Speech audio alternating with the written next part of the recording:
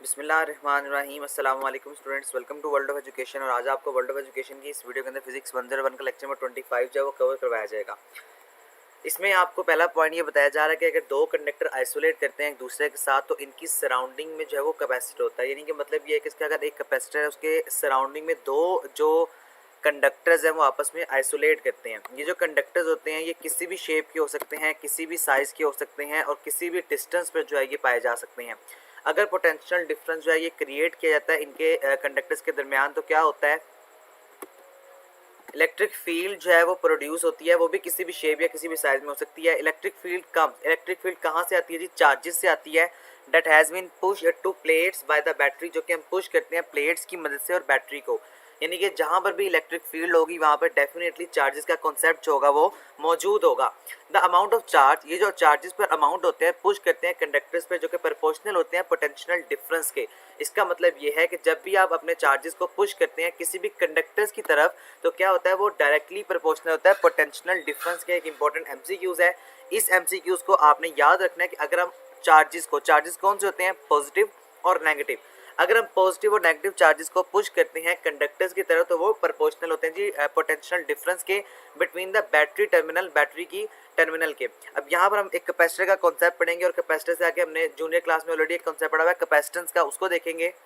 जो कैपेसिटेंस है उसका फार्मूला देखिए, C Q equal to C V. ये कैपेसिटर का ये जो है वो कैपेसिटेंस का फार्मूला इसी फार्मूले से हम बनाएंगे। क्यू जो है ये डायरेक्टली प्रोपोर्शनल होता है वी के। अब यहाँ पे देखो ये जो प्रोपोर्शनल है इसके साइन को आपने खत्म करने के लिए कांस्टेंट का साइन इस्तेमाल किया तो कांस्टेंट यहाँ पे सी इस्तेमाल करेंगे।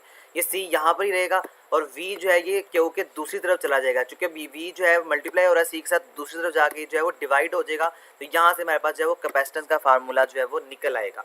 तो ये मेन कॉन्सेप्ट है अभी तक आपको जो बताया जा रहा था। उसके आगे वो कह रहा है कि आप जो है इस अबव डेफिनेशन से ये फार्मूला या ये आप जो है वो एनालाइज कर सकते हैं कि अगर दो पैरेलल प्लेट्स होंगी और ये सेपरेट होंगी एक दूसरे के साथ तो इनका जो दरमियानी डिस्टेंस होगा उसको हम कहेंगे ये चार्जेस के दरमियान डिफरेंस है। बड़ी कॉमन सी बात है। ये प्लस क्यू का मतलब क्या है? ये पॉजिटिव चार्ज है। ये नेगेटिव क्यू का मतलब है ये नेगेटिव चार्ज है।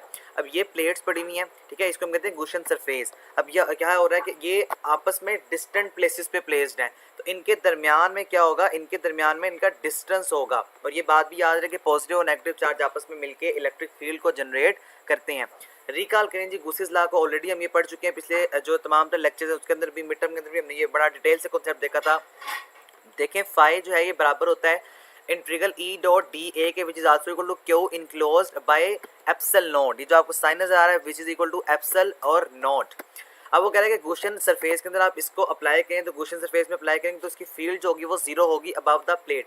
अब क्यों इसकी फील्ड जीरो होगी? क्योंकि इसका जो फ्लेक्स एरिया है वो जीरो होगा। अब यहाँ पे देखें फ्लेक्स जो है वो ई ए के बराबर होता है। ये भी आपने ऑलरेडी फार्मूला कवर किया हुआ है। Flux equals to E dot A. ये जो ई है दिस मीन्स कि ये हमारे पास इलेक्ट्रिक फील्ड है और ये जो ए आपको नजर आ रहा है ये एरिया है। ये होता है G Q over epsilon not के। अब ये जो एप्सिलॉन नॉट है इसको हमने रिप्लेस करवा दिया। किसके साथ रिप्लेस करवाया है? इस वैल्यू के साथ, वी के साथ, ठीक है। अब यहाँ पर आप इसको रिप्लेस करवा चुके हैं जी एप्सिलॉन नॉट के साथ। उसके आगे आप ये कह रहे हैं कि जो कैपेसिटेंस होती है विल बी चेंज या लार्ज। कैपेसिटर लार्ज होगी अगर प्लेट्स जो है वो क्लोजर होंगी ईच अदर। ये एक इंपॉर्टेंट एमसीक्यूज है, याद रखिएगा। कैपेसिटेंस तब लार्ज होगी या तब ज़्यादा होगी जब प्लेट्स आपस में डिस्टेंस पे तो होंगी लेकिन उनका डिस्टेंस कम होगा, और अगर उनका डिस्टेंस ज़्यादा होगा तो उनका एरिया जो होगा वो स्मॉलर होगा। उसके आगे वो आपको कह रहा है कि जो अरेंजमेंट होती हैं दो प्लेट्स की वो कैपेसिटर के दरमियान प्लेन हो सकती है, सिलेंड्रिकल हो सकती है या स्फेरिकल हो सकती है। इसके अलावा जो कैपेसिटेंस होती है ये डिपेंड करती है geometry, the size of plates and the gap between them. यानी कैपेसिटेंस हमेशा से जो ज्योमेट्री शेप है, यानी जो भी शेप है, अभी आपको बताया इसने कि प्लेन भी हो सकती है, सिलेंड्रिकल भी हो सकती है, इस शेप के ऊपर, इस फॉर्म के ऊपर डिपेंड करती है। और जो डिस्टेंस होता है जिसको हम गैप कहते हैं उसके ऊपर जो है वो डिपेंडेंट होती है। Now we have move the point number 3। One can take two or more capacitors in various ways. एक दफ़ा जब आप टेक कर लेते हैं एक या एक से ज़्यादा कैपेसिटर्स को मुख्तलिफ तरीके से तो चेंज करते हैं जी हम amount of charge that can contain. उस अमाउंट को चार्ज के जो कि मुश्तमिल होती हैं कंसिडर कर लें first two capacitors connected in parallel with each other. आप वो कह रहे हैं कि दो जो कैपेसिटर्स हैं, हम ये सिर्फ एक मिसाल के तौर पे बात करें कि फॉर एग्जांपल दो पैरेलल आपस में प्लेस्ड हैं और ये कैसे प्लेस हैं? पैरेलल तौर पे प्लेस्ड हैं। ये देखें ये पैरेलल आपको बता भी रहा है। अब यहाँ पे क्या है? द सेम वोल्टेज, ये जो वोल्टेजेस हैं ये एग्जिस्ट करते हैं एक दोनों के दरमियान। तो हर कैपेसिटर की जो कैपेसिटेंस होगी वो ये होगी कि क्यू इक्वल टू सी और वी। इस तरह जो पहला कैपेसिटर है उसका ये वाला होगा, दूसरा कैपेसिटर जो है वो हम वहाँ पे फार्मूला वही रहता है कि CV, लेकिन हम यहाँ पे 2 लिख देते हैं विच इज़ शो डैट कि ये दूसरे कैपेसिटर का फार्मूला है। अब दो कैपेसिटर हमने यहाँ पे लिए हैं, इसलिए हमने यहाँ पे दोनों फार्मूलों को जो है वो लिख लिया। टोटल चार्ज हम जो है वो कैपिटल Q से डिनोट करते हैं, Q इक्वल टू Q1 यानी स्मॉलर Q का मतलब है कि ये फर्स्ट चार्ज है, यानी फर्स्ट चार्ज को हम स्मॉल Q से डिनोट करेंगे, और अगर हमने टोटल चार्ज को डिनोट करना होता है तो हम वो कैपिटल जो Q है उससे डिनोट करते हैं। सिंपल आप इनके फार्मूलाज को लिखें, यहाँ से जो है वो आप V को कॉमन ले लें, V को कॉमन लेने के बाद C1 प्लस C2 और V, ये वाली शेप जो है फार्मूले की बन जाएगी। अब वो आपको कह रहे हैं कि लेट अस डिफाइन, अब हम ये डिफाइन करेंगे कि अफेक्टिव और इक्विवेलेंट कैपेसिटेंस क्या मुराद है इससे। Q ये हम पहले ऑलरेडी पढ़ चुके हैं, कैपेसिटेंस का formula Q equal to C और V, then we can immediately see that. अब हम ये देख सकते हैं कि दो कैपेसिटर्स, इनका अगर हम कम्बिनेशन फार्मूला बनाएं, कम्बिनेशन से मुराद ये कि अभी हमने जो ऊपर ये वाला फार्मूला ड्रॉ किया है ये वाला, इससे हम एक डायरेक्टली रिजल्ट निकालते हैं, वो ये कि C equal to C1 plus C2 dot dot यानी n तक। तो ये आप इसको समीशन की फॉर्म में लिखें तो C जो है वो इक्वेशन होगी, और समीशन का मतलब कि टोटल जो सम है, और Cn हमारे पास जो है वो आ जाएगा। और यही चीज़ आपके यहाँ पे शेप के साथ जो है वो ड्रॉ करके समझाने की कोशिश की गई है। उसके आगे वही तमाम तर काम हमने दोबारा करना है, लेकिन अब हम यहाँ पे दोबारा जो है वो कैपेसिटर्स को ले रहे हैं, लेकिन हम यहाँ पर हम जो है सीरीज़ के अंदर ले रहे हैं। पहले हमने पैरेलल के अंदर लिया था, अब हम यहाँ पे सीरीज़ के अंदर जो है वो कैपेसिटर्स को डिनोट कर रहे हैं, और कैपेसिटर्स को हम यहाँ पर जो है वो ड्रॉ भी करेंगे। We can repeat the analyse, वो कह रहे हैं हम इसी एनालाइज को दोबारा रिपीट करेंगे, लेकिन अब हम इनको सीरीज़ की फॉर्म में पुट करेंगे। सीरीज़ की फॉर्म में क्या होगा, जो फार्मूला होता है वो ओवर की फॉर्म में होता है। अब Q इक्वल टू C1 फिर Q इक्वल टू C2, यानी कि पहले कैपेसिटर का फार्मूला ये है, दूसरे का ये है, तीसरे का ये, और सो ऑन चलता जाएगा। अब सिंपल अब यहाँ पे Q को जो है वो कॉमन ले लेंगे, और पीछे जो बचेगा वो 1 over C1 plus 1 over C2 रह जाएगा।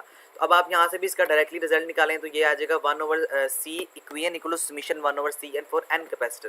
तो ये पैरेलल सीरीज़ के अंदर होगा अगर हम सीरियल या सीरीज़ की फॉर्म में डेटा को लेते हैं। डेटा से हमारा अगर हम ये जो वोल्टेजेस हैं या जो कैपेसिटर्स हैं उसको इस प्लेस में, इन शक्ल में प्लेस करेंगे। तो उसके आगे वह ना बैटरी इज कनेक्टेड, जब बैटरी जो है वो कनेक्ट होगी किसी भी कैपेसिटर के साथ तो डेफिनेटली पॉजिटिव और नेगेटिव चार्जेस अपीयर होंगे, क्योंकि बैटरी के अंदर करंट अवेलेबल है, और करंट हमेशा तभी बनता है जब पॉजिटिव और नेगेटिव चार्जेस जो हैं मौजूद होते हैं।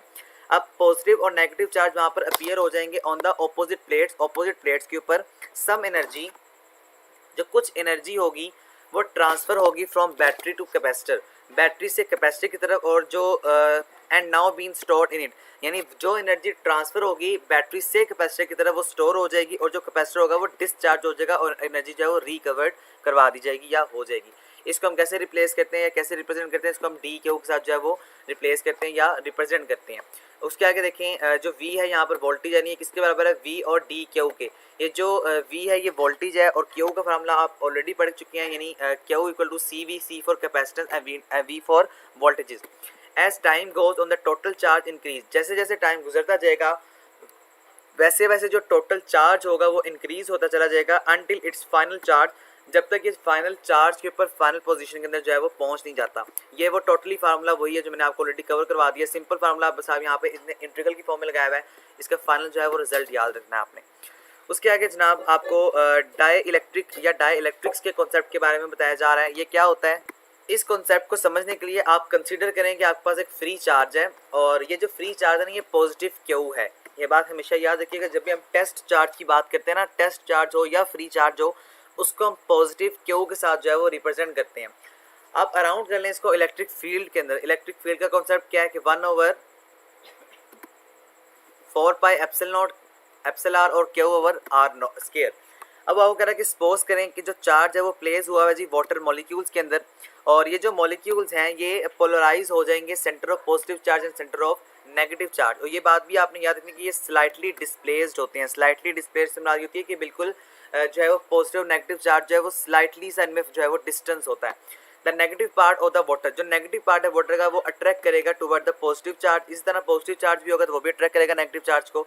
इस फील्ड में या इस फील्ड इलेक्ट्रिक फील्ड के अंदर हमारे पास जो वीकेंड फोर्सेज होती हैं वो क्या होगी, 1 ओवर एप्सिल आर।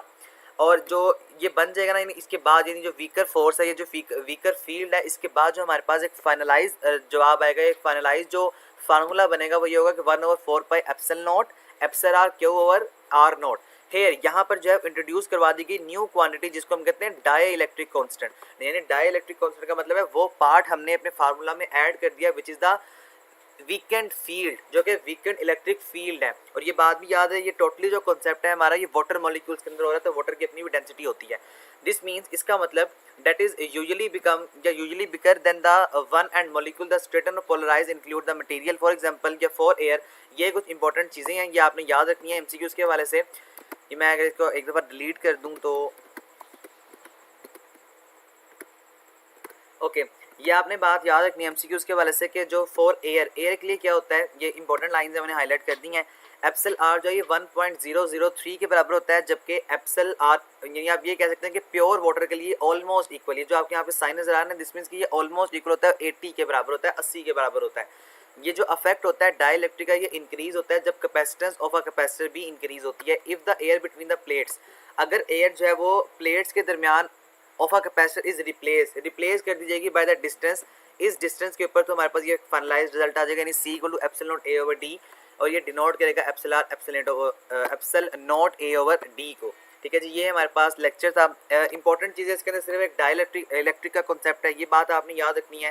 कैपेसिटर और कैपेसिटेंस का मेन कॉन्सेप्ट आपने याद रखना है। ये जो आपको मैंने सीरीज़ के बारे में बताया कि अगर हम जो है वो सीरीज़ को पैरेलल रखते हैं, या अगर हम इन्हीं सीरीज़ को जो है वो वोल्टेज के ऊपर या किसी भी सीरीज़ को हम अप्लाई करते हैं कैपेसिटर्स के ऊपर, तो उनका जो मेन फार्मूला आता है जब हम कॉमन लेते हैं वी को, इस फार्मूले को आपने जो है वो याद रखना है। ये दोनों चीज़ें आपसे पेपर में लॉन्ग क्वेश्चन की फॉर्म में पूछी जा सकती हैं जी। ये आपका कॉन्सेप्ट था, होपफुली आपको समझ आ चुका होगा। थैंक यू सो मच, अल्लाह हाफिज़।